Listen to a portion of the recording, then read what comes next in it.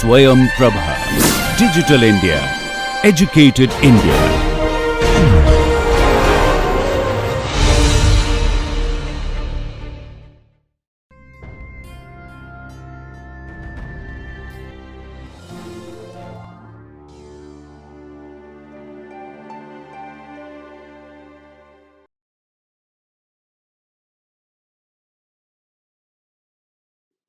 Dear students and participants, so in this lecture we'll discuss a very important topic called 4D bioprinting. So this is recently a newly developed technology based on 3D printing. So we'll discuss in this lecture, we'll discuss what is 4D bioprinting, what are the technologies that can be considered as 4D bioprinting, and the features of this technology, and also the different applications. And also we'll take a few examples from recent literatures. So let us discuss the first thing, that is what is 4D bioprinting. So this technology was first invented in MIT, and here the fourth dimension. So because earlier we have discussed the 3D bioprinting, so here the another D is added, so 4D. So another dimension, the fourth dimension is here refers to the time. So if there is a change of the structure after printing, after the printing process, then it can be considered as 4D bioprinting technology. So here the main difference from 3D printing is that it involves a programmable shape change over the post-printing time. Suppose when you print a structure, with any of this 3D printing technique, but then after this 3D printing technique, if the structure changes its shape upon some stimulus, upon some application of some stimulus, then that can be considered as 4D printing. So here, the keyword here is the programmed shape change over post-printing time. So the structure is printed using any of the 3D printing techniques, but there is a shape change after post-printing, and that shape change is programmed or that shape change is anticipated, where the shape change is designed so that that can happen after the post printing process. So 4D bioprinting refers to the group of programmable self-assembly, self-folding, and self-accommodating technology, which include the three main essential components. So here again, please note these keywords. So for 4D bioprinting also, where 4D bioprinting refers to the programmable self-assembly, self-folding, or self-accommodating changes that can happen post-printing. So wherever after 3D printing, wherever there is a programmable self-assembly, self-folding, and self-accommodating changes happen, that can be considered as 4D bioprinting. So please note this. These are the keywords for 4D bioprinting. Again, there are three essential or defining components of 4D bioprinting. What are those? Man-made and not nature-made programmable design. So the whatever the changes that happen, that is not natural. That is programmed or man-made. So somebody must have designed that, so that then only that changes, when the changes happen, then it can be considered as 4D bioprinting. Also, typically, all 2D and 3D bioprinting process can be considered, but along with that, if there is that, say, programmable shape, size, and or volume change happens, then it can be considered for design. And the post-printing programmable evolving of bioprinted constructs, which could be driven by cells or biomaterials and triggered by an external edge signals. That means if that changes, in case of bioprinted constructs, sometimes the changes can happen upon maturation, but that changes can also be programmable or anticipated, and that changes can be driven by cells or biomaterials, and sometimes can be triggered by external signals. So these all features are all features are necessary for considering one particular technology, 3D printing technology, to be called as 4D bioprinting technology. So in 4D bio, please note down these important points. In 4D bioprinting, there can be programmable self-assembly, self-folding, or self-accommodating changes post-printing, and and all these changes can should be man-made and programmed. So it should not be natural changes. And any 2D or 3D bioprinting process can be considered as a 4D bioprinting if after printing, if we post printing, there are all these processes happens, programmable changes happen, and sometimes the changes can be driven by cells and biomaterials, and that can be sometimes the changes can also be triggered by external signals. These all essential components should be there as found in 4D bioprinting. Now let us discuss what are the common features or most important features of 4D bioprinting. Like all other additive manufacturing techniques, 4D bioprinting is not a single technology. It's also an umbrella of technologies where all different 3D bioprinting processes can be, or 4D bioprinting strategies can be included. Like we have whatever we have discussed earlier, like extrusion based bioprinting, inkjet based bioprinting, laser assisted bioprinting, and some allied technologies. All things can be used or considered for 4D bioprinting technology. So that's why 4D bioprinting is not a single technology like other additive manufacturing techniques.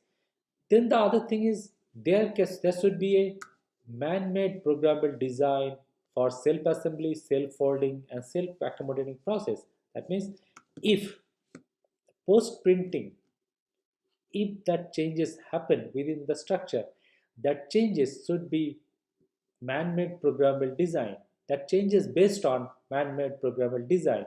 And the changes, like there can be a self-assembly of the construct, so that suppose we have when we put cells within the bioink and we print the structure, then what happens, the cells can assemble together, assemble, and they can there can be a continuous structure development happen. So due to that, the structure can develop from this self-assembly process.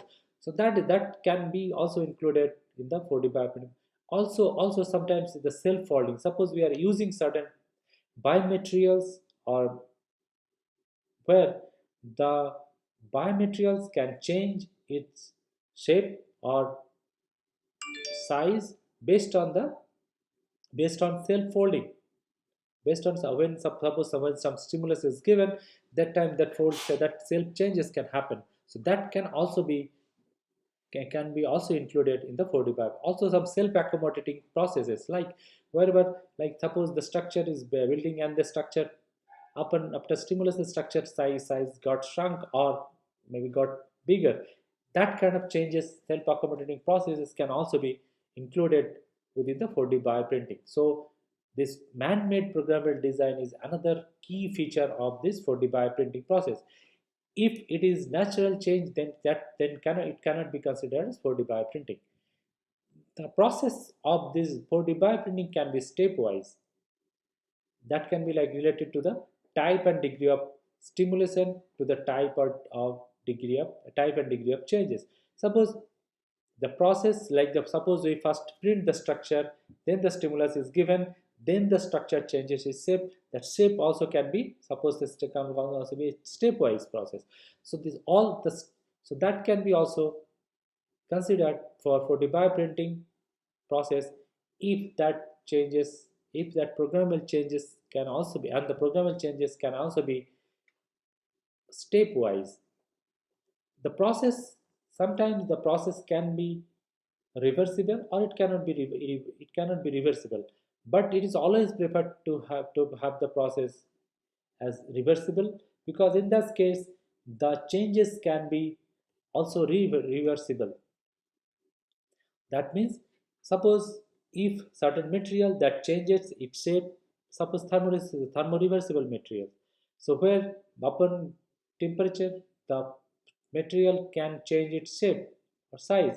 So that can be also used. That kind of materials can also be used for the bioprinting, and most of the time we call them smart biomaterials because they are sensitive or responsive towards certain stimulus. So that's why they can be very well used for the bioprinting for the bioprinting process.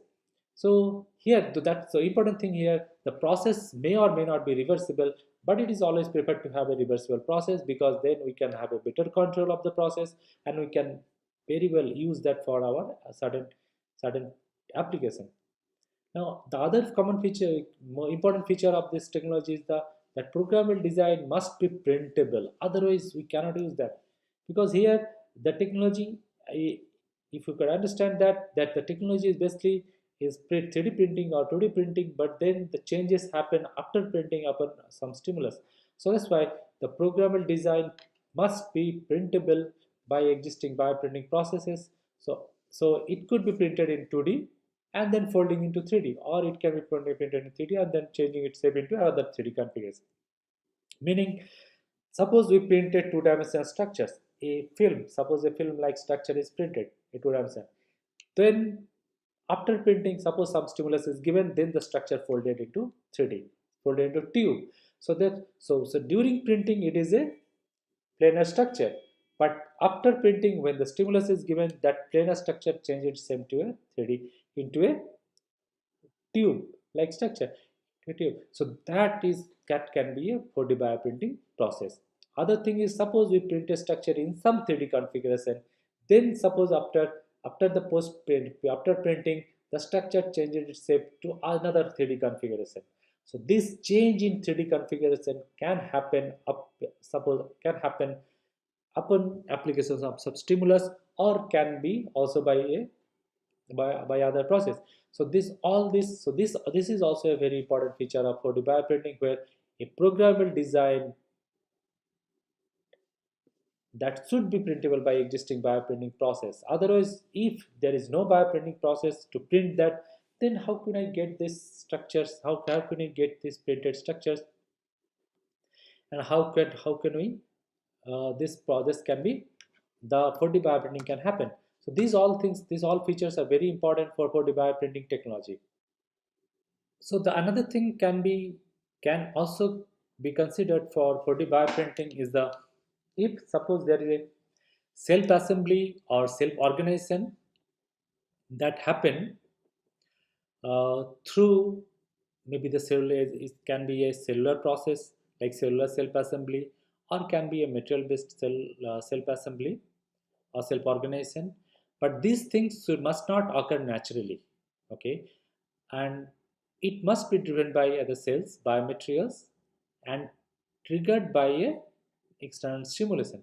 So these are like, there can be a post printing self assembly or self organization, that can be a cellular assembly, or can be a biomaterial driven organization or assembly, but those things should not occur naturally.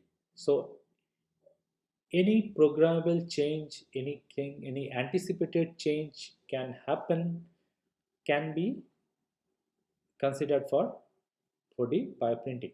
So these are the most common features of 4D bioprinting, as we have said. So this is not a single, as let us again recap this thing. 4D bioprinting is not a single technology. It's an umbrella of technology. All these different types of 3D printing technology can be considered for 4D bioprinting if there is a man-made programmable design that can happen, like say self-assembly, self-folding, a cell accommodating process that can happen post-printing changes.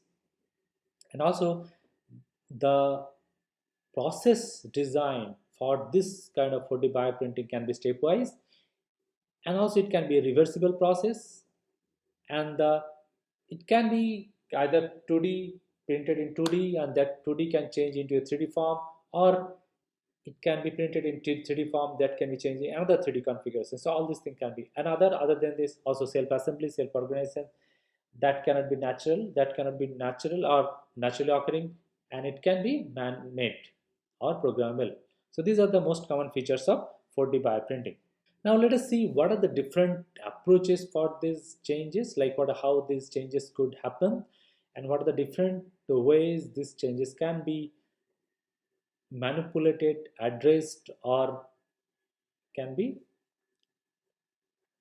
used for biomedical applications. Suppose whenever suppose this shape change, the shape change can happen by various ways. Either suppose we are printing a two-dimensional structures, a planar structures with with two different biomaterials or two different biowings, more specifically.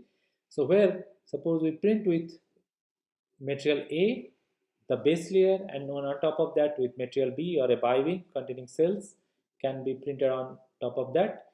Now this can be a planar structure while printing, but upon printing, after printing, post printing, suppose when we suppose after post printing, suppose some stimulus is given to it, right?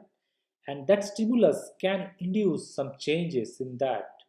Suppose this structure, this planar structure, start getting folded. So this folding, due to this folding can happen over time, and then suppose if the folding is programmed in such a way, suppose we get a tubular structures after some time. So then this change can be so this process can be called as 4D bioprinting, because here this process, as the features, please list out the features as we discussed in the earlier slide. Please see that all the features is presented now. This changes is natural, not natural, it's a man-made, this because this design, the choosing of the biomaterials, printing in the particular way, those things are designed. So that because of this a programmable design, it's a programmable change, right? And this change happens after printing. So after the printing is done, then the stimulus is given, then the changes can happen. So that's why this is also under 4D. And another thing is, it can be, as I said, the feature, it can be printed in 2D, but then changes its form into 3D. So that is also, while printing it is in the planar structure, but again, so after printing it changes its shape to a tubular structure. So because of all these features, this can be considered as 4D bioprinting. Now another thing can happen also, suppose tissue fusion, that self assembly or self accommodating process, whatever we have discussed earlier. So those things like the cellular self assembly suppose happens here, and then we get a continuous tissue structures. Now after the tissue is matured, if there is a shrinkage, so that's why the tissue will be separated from the supporting device. So that this 4D printed tissue, this also can be called as a 4D printed tissue, because this change can happen over time upon stimulus and upon further maturation, and can be here it is driven by cells. It's not natural. It's not natural. It's a programmable change. So that's why this also all this can be. So these all can be considered for 4D bioprinting. Now there is a size change. Now size change can happen due to different for different reasons. Like suppose we printing a biodegradable device is printed, and then suppose we have implanted or printed another structure, a tracheal, suppose the tracheal structure is printed. Now what happened? Decay. This supporting structure can be degraded over time due to the decay in their strength, but the shape can be maintained because the tissue shape can be maintained. Now here the supporting structure, particular device, that is degraded over time, and only the tissue is present here. That tissue again matures, and that can grow upon giving some stimulation. That tissue can grow. So this kind of shape change can also be considered for the bioprinting. Here also, like the tissue is printed in one particular 3D form, and then again the changes in size of the form. So that can happen due to that this, and it is programmable. So due to that, this can also be for the bioprinting.